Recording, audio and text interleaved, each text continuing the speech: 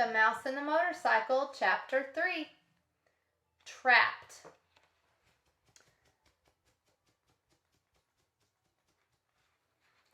Even though Ralph woke up feeling sick and dizzy, his first thought was of the motorcycle. He hoped it was not broken.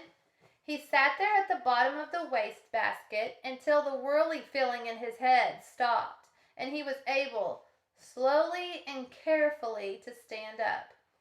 He stretched each aching muscle and felt each of his 4 legs to make certain it was not broken.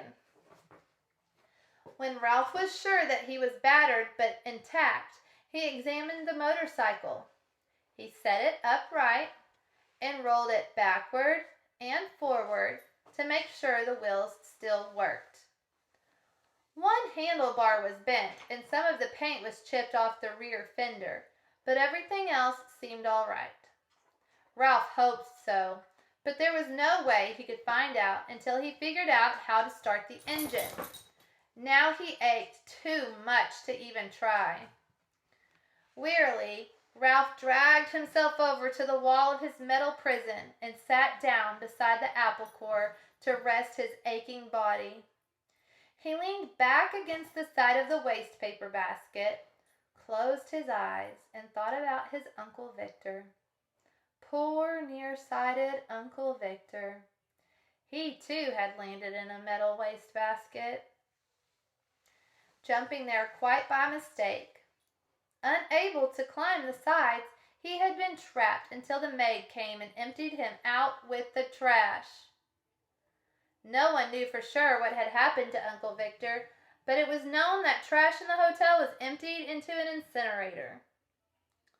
Ralph felt sad and remorseful thinking about his Uncle Victor getting dumped out with the trash. His mother had been right after all. His poor mother, gathering crumbs for his little brothers and sisters while he, selfish mouse that he was, sat trapped in a metal prison from which the only escape was to be thrown away like an old gum wrapper. Ralph thought sadly of his comfortable home in the mouse hole. It was a good home, untidy but comfortable. The children who stayed in room 215 usually left a good supply of crumbs behind, and there was always water from the shirts hung to drip dry beside the wash basin. It should have been enough. He should have been content to stay home without venturing out into the world looking for speed and excitement. Outside in the hall, Ralph heard footsteps and Matt, the bellboy, saying, "These new people in 215 and 216, somehow they got the idea there are mice in the hotel. I just opened the window and told them the management wouldn't stand for it." Ralph heard a delighted laugh from the second-floor maid, a college girl who was working for the summer season. "Mice are adorable, but just the same, I hope I never find any in my rooms. I'm afraid of them."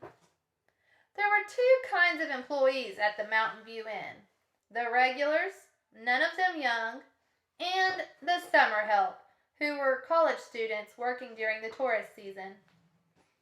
"If you don't like mice, you better stay away from that knothole under the window in room 215, advised Matt. The sound of voices so close made Ralph more eager than ever to escape. "No!" he shouted, his voice echoing in the metal chamber. "I won't have it! I'm too young to be dumped out with the trash!" In spite of his aches, he jumped to his feet, ran across the wastebasket floor, and leaped against the wall, only to fall back in a sorry heap. He rose, backed off, and tried again. There he was on the floor of the wastebasket a second time. It was useless, utterly useless. He did not have the strength to tip over the wastebasket. Ralph was not a mouse to give up easily. He considered his problem a moment before he rolled the motorcycle over to the wall of the wastebasket. Then he seized the apple core by the stem and dragged it over to the motorcycle. By putting his shoulder under the stem end, he managed to raise the core until it was standing on its blossom end. But when he put his front paws around it and tried to lift it, he found he could not. The core was too heavy to lift up onto the seat of the motorcycle.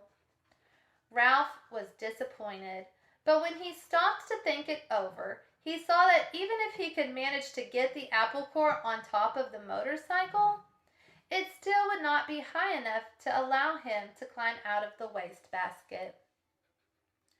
Bruised and defeated, Ralph dropped the core and decided that he might as well be thrown out with the trash on a full stomach as an empty one.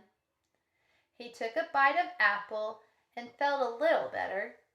It was the best food he had eaten for several days, juicy and full of flavor, and much better than the damp zwieback crumbs that last guest had left behind. He took several more bites and settled down to a hearty meal, saving the seeds for dessert. 2 ant scouts appeared on the rim of the wastebasket. "Go away," said Ralph crossly, because he did not like to eat food crawling with ants, and because it embarrassed him to be seen in such a predicament. The ants left as silently as they had come.